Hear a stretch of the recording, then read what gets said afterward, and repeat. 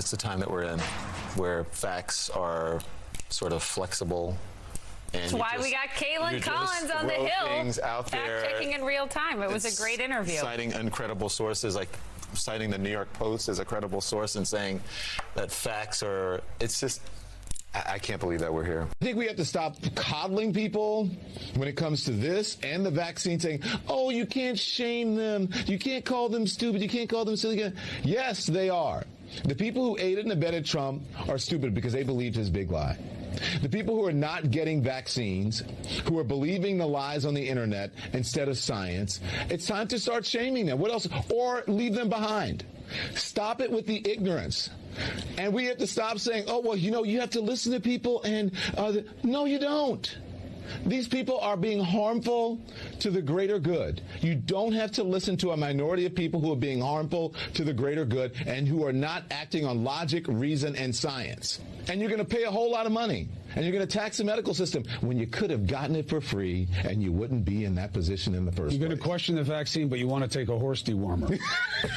Someone said or what was used in a court of law or what have you, then no one should be suspended for that. We should not sanitize that word by saying this person called such and such the N-word. No, that person didn't call that person the N-word. That person called Sonny. I know you're going to get upset. That person called you or that person a nigger.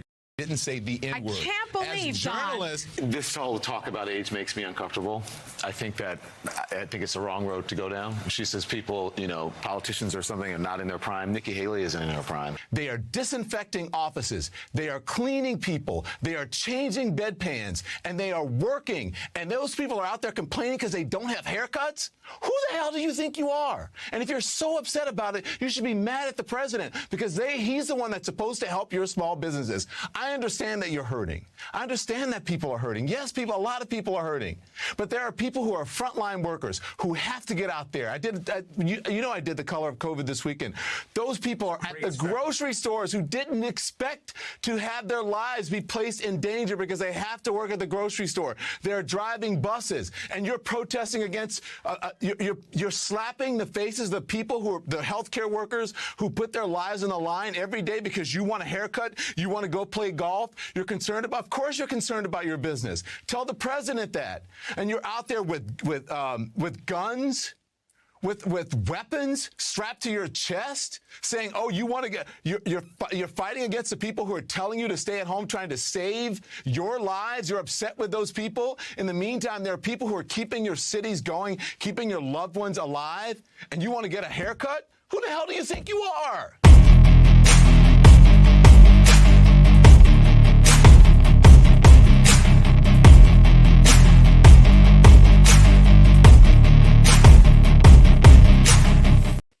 And that is just some of the dumbest things that Don Lemon has said on air. There is a lot more out there, but ladies and gentlemen, he is now gone.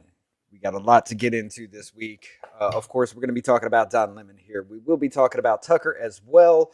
Of course, Biden has announced he's running again, and he's also tagging the interest rates on homeowners to help the less fortunate minority. We'll get into that as well. But we also have our Rumble section where we will be getting into Brittany Griner and Dylan Mulvaney saying it should be illegal for journalists to misgender them. Whatever that means. Yeah, but that's a fun one. But go ahead and make sure you hit that like button, share this show with your friends. Go ahead and subscribe to the Off Label Podcast channel. Ashley, how you doing today? Oh, I'm okay. How are you?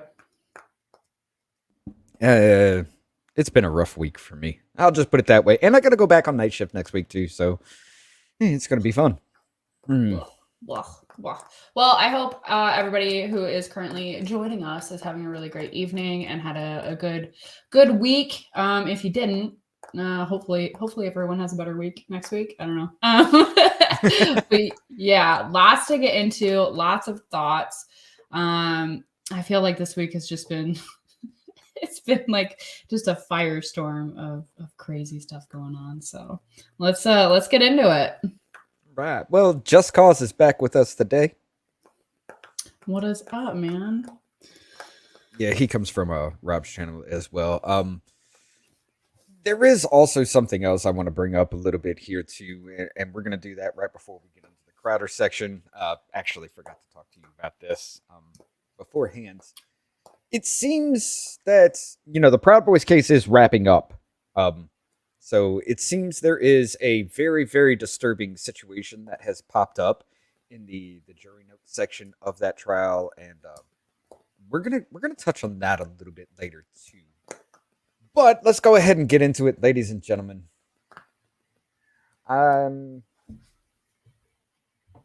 We all knew it was going to happen, but the time is here. Don Lemon stunned after ousting at CNN. Would you go away here, video? CNN host Don Lemon says he's been fired by CNN. I am stunned, Lemon said in his message posting on Twitter on Monday, saying his agent had informed him of his firing by CNN. The Hill has confirmed Lemon's exit with CNN. Licht, I think that is, Chris Licht, said in the memo to CNN workers that CNN and Don have parted ways. Don will forever be a part of the CNN family. Obviously not. He's gone now. And we will thank him for his contributions over the past 17 years. It's been 17 years too late. Licht said we wish him well. What? 17 years. That's crazy. Yeah. Out the door. Ousted. Booted. See you later. And people keep calling him Sour Lemon. I think that's funny. Yeah. No, this one was an interesting one for sure. Especially with the Tucker Carlson stuff going on at the exact same time. That was crazy. I like the way they put, we will wish him well and we'll be cheering him on in his future endeavors. What future endeavors? Being a Burger King cash register cashier? Because who's going to touch this man? I don't know.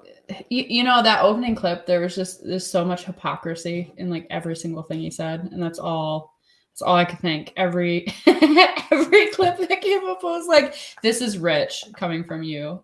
Are you serious right now? But yeah, I don't know. He's gonna. I think he'll find a place to go, but I think he'll probably have it won't be his first choice. Yeah, but I mean, you're gonna bring on a bad name immediately. It's like when Brian Stelter was fired and he went to go teach at Harvard. Like that was a bad move on Harvard's part because he's teaching journalism at Harvard. What? That makes no sense. He fits right in there. Like that's what they want. They don't want people who are actually thinking for themselves which is hilarious in a school like that. But that's just where we're at. Do you remember when he was given some kind of like lecture at a school or something like that, and that kid's like, "Oh well, you talk a lot about misinformation and everything, and CNN is the worst of it. What do you have to say?" And he's like, "Well, that's lunch." Do you remember that? Yeah. I remember that clip. That was the funniest thing. It's and it's funny too because like I feel like there's it's pretty easy to go to a college setting and kind of dunk on some of the young dumb kids out there, type of thing. And I take those types of thing with like a grain of salt, but like man, when they start clapping back at you, you're like, oh, okay, well, because I think a lot of the conservatives, go and do that just to kind of see where we're at in in the sphere of higher education. But sometimes I'm like, man, this is like it's too easy. You know what I mean? Yeah, it's incredibly easy. But all right. I do want to bring this up as well, though, because this is great. Let's go ahead and read his little thing here. Okay, it says, I should have brought this up real quick. Well, my God, that's not working. I was informed this morning by my agent that I have been terminated by CNN. I am stunned. After 17 years at CNN, I would have thought that someone in management would have the decency to tell me directly. At no time was I ever given any indication that I would not be able to continue to do the work I have loved for this network. It is clear that there are some larger issues at play. With all that said, I want to thank my colleagues and the many teams I have worked with for an incredible run. They are the most talented journalists in the business, and I wish them all the best. No, because apparently after he put that in, CEO Chris Lick fired back and said, "Where is it? It's after this, right? Lemon joined at the anchor. Lemon first came under fire. Blah blah. No, that was not the right tab. It's this one, right? Get out of here." Did I not bring it up? Oh no, I didn't bring it up then. Jesus. Oh, no. But now they were just saying, give you a roundabout about it. While I actually do bring it up, that they were saying that it's a little bit misleading because you did have that little meeting after you were on a rant about Nikki Haley and all that, about diversity, equity, and inclusion, and all that good stuff. You had to go through re-education, so you had no idea this was coming. Come on, but let me see if I can guard that. Yeah, no. I don't know. I think it's kind of some karma coming in when somebody like Don Lemon gets the boot. Mm-hmm. Oh, yeah. Mm-hmm. How old are you? How old am I? I'm 31. Drunken's a little bit older than I am. 37. I'll be 38 this year. You're old. Yes. I make fun of my husband that he's old, and he's only like 3 years older than me. So, but he'll be like, "I'm so much older than you. You don't remember these things," and I'm like, "It's 3 years, bro. What are you talking about?" But like, there's some stuff where I'm just like, "Yeah, I have no idea, no clue what you're saying."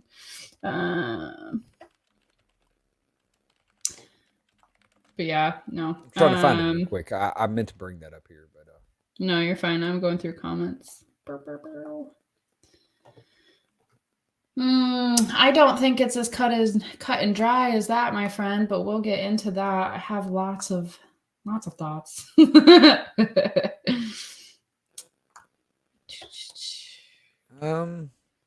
That's very nice. Thank you so much. They scrub it, but anyway, it's we can just go with it. Okay. There was something I read in one of these that it's here it is. Yeah. Do you have it? What?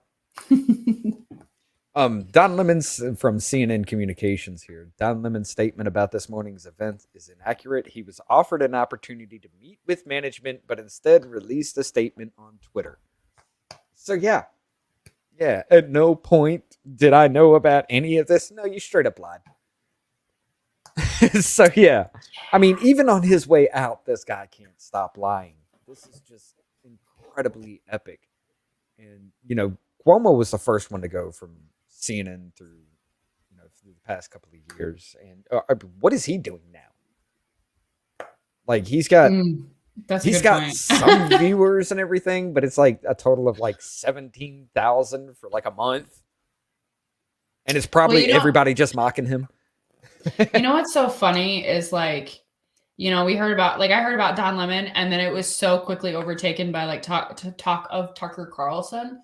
And I found that really, really funny in the sense that like people saw that and just said Fox just tanked their network, which is interesting because we actually looked it up, and apparently Gutfeld actually gets more viewers than Tucker Carlson does, but it's more of like, I don't know, a group show as well. I don't know how people watch Gutfeld. I can't stand him, but he just annoys me. So, and the show itself is not. It's just not. I'm not the target audience on that one. I think the writing is pretty rough. The jokes are pretty rough, but anyway. I just thought it was really funny that nobody really cared about Don Lemon past like, oh, he got fired. Okay, that's pretty fitting. But about Tucker Carlson, where's he going? What's he gonna do? What's he, and everyone's like speculating on where he's gonna end up and what's gonna happen. And I just think that's really telling. Like nobody's doing that with Don Lemon, like because nobody really cares that much. You know what I mean? I mean, everybody that used to like the dude turned on him. Even the black community turned on him. So Yeah, well, he's not a great. I don't see him being in representation. front of a camera much longer at all. But yeah. Yeah, no. I don't know. He might go into like, probably not even like journalism though, and like writing and stuff. Who knows? I just have no idea. But yeah, I do think this was, there's a lot of talk about what it was and everything like that brought him down. I do think this was the last straw. This was the straw that broke the camel's back. Let's go ahead and hear this real quick. With due respect, I find your explanation reductive and actually insulting, including to black Americans, to say that black people today, compared to 1964, 1865, haven't made progress in part because of the freedoms we secured. And the Second Amendment was part of what secured hang on, that please. freedom. I cannot keep a thought if you guys are talking to me in my ear. So hang on. Right there. He takes out his earpiece because the production team's probably like, you best shut up. Just stop. 1 second. That black people. Oh, this gets great. Say what you said again.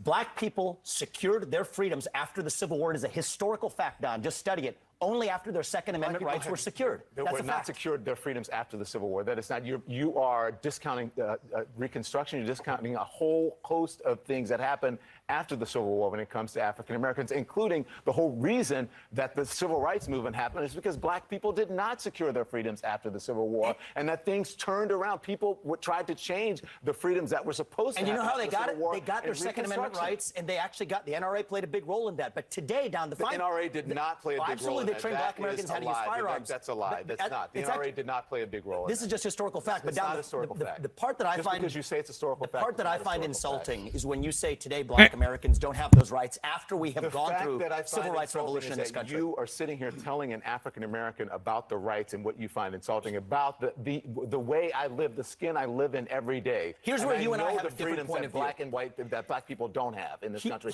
and that black people do have. Well, here's where you and I have a different point of view. I think we should be able to express our views regardless of the color of our skin. We should have this debate I'm not saying you without shouldn't me express regarding great. you as a I think black it's man, insulting that but you're me sitting regarding you here, as a fellow citizen. that you're That's what I sitting think we should here, see. whatever ethnicity you are, explaining to me Whatever ethnicity about I'm, what it's like to be black. in Whatever America. ethnicity I am, I'm I'll tell sorry. you what I am. I'm an Indian American. Oh my I'm proud of it, God. but I think we should have this debate. Black, white, doesn't matter. I think we should have this on debate. the content of the You ideas. should do it in an honest way and in a I fair think- way. And what you're doing is not an honest and fair way. Okay? With- But we appreciate you coming on. With Thank due you for respect, that. Don, I look forward to Thank you very continuing much. that I appreciate conversation. it. We'll Thank continue you. the conversation. Thank you.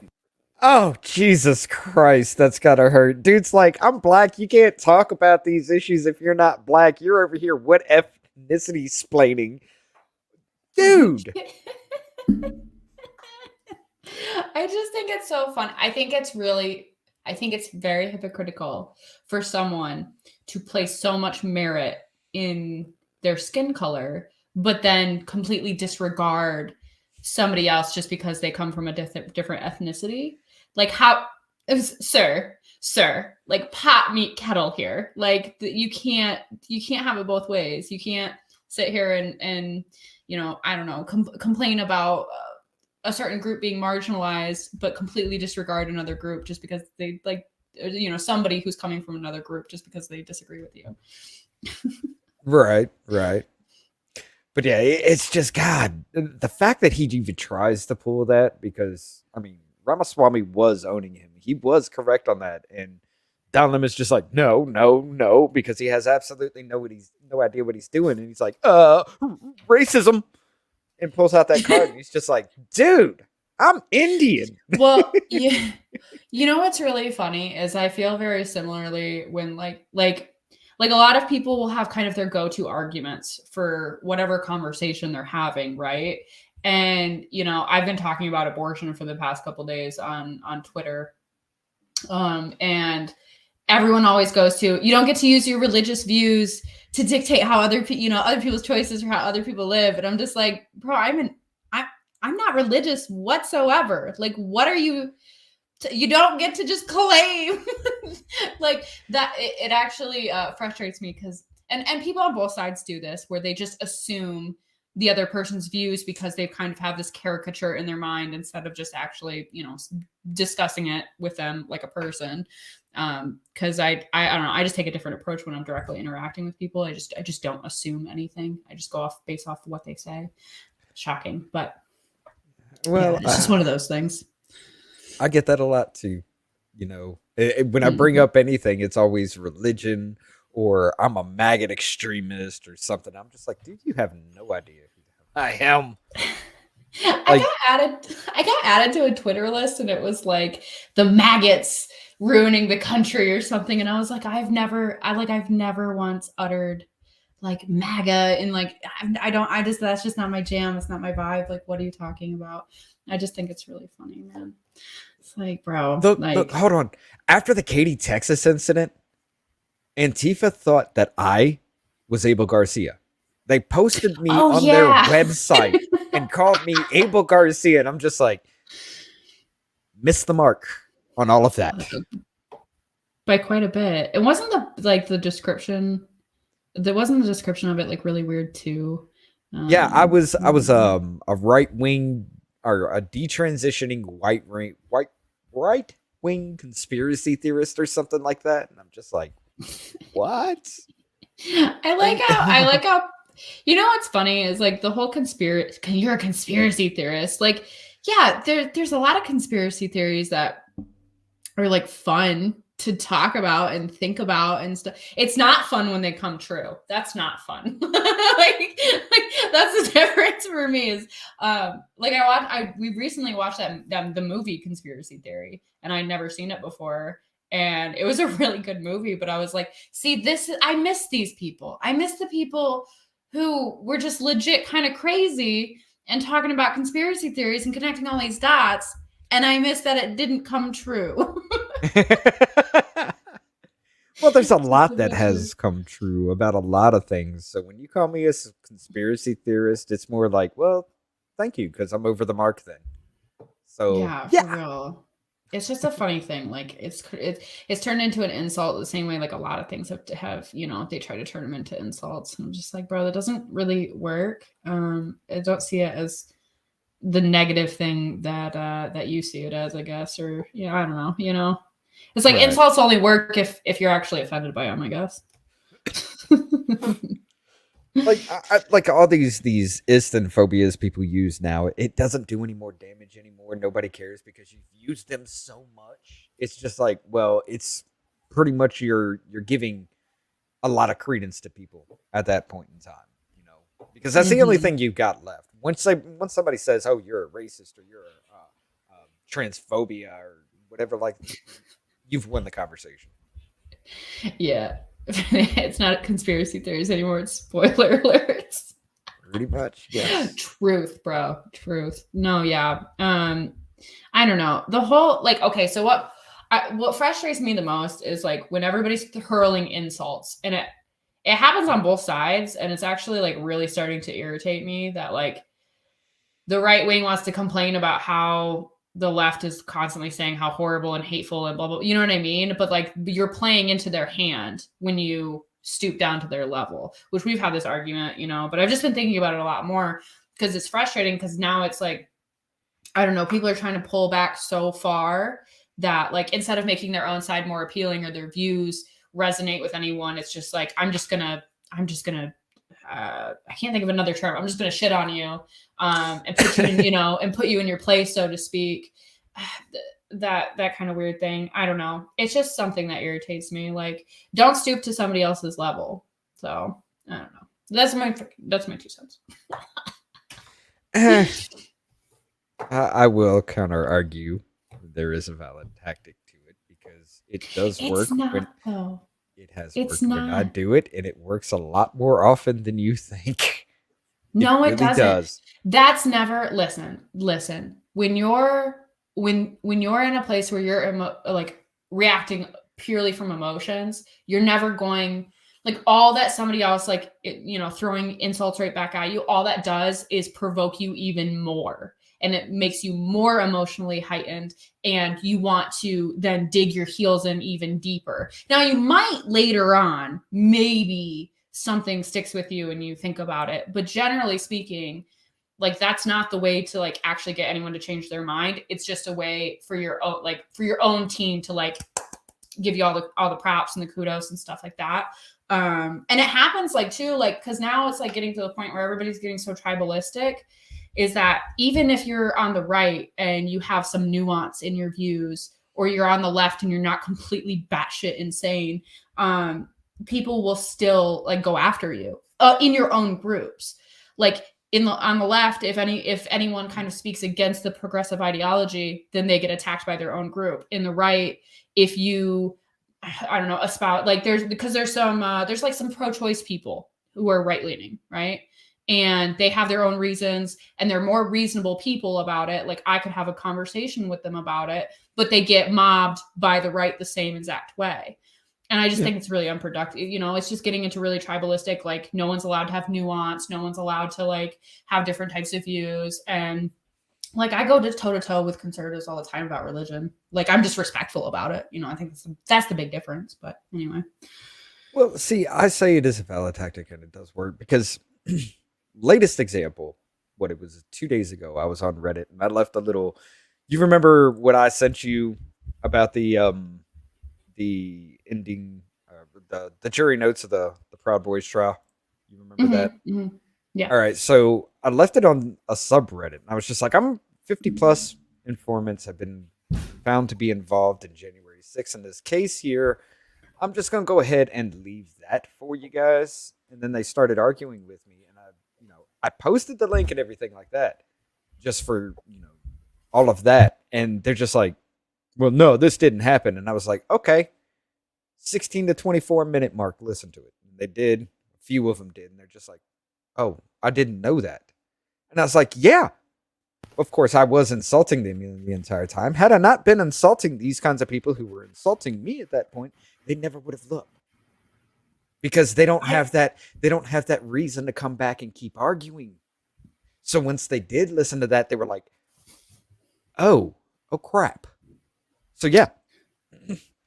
I don't know, because I just don't think it's a way to actually get anyone to come around to your viewpoint and change their mind or anything, or like be willing to listen. Because like typically, at least at this point, like willing to listen in a conversation like this, no. But they're not going to have a conversation like this.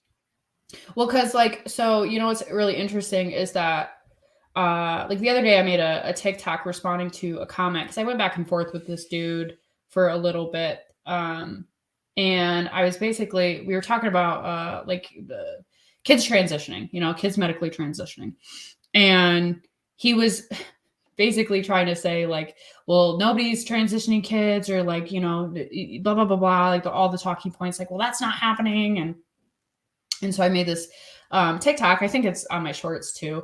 And I basically just provided a bunch of proof. And you know how many people that guy never responded, by the way. I don't even think he went and watched that video. Like he just kept arguing in the comment section of a different video. And I was just like, bro, can you just go look?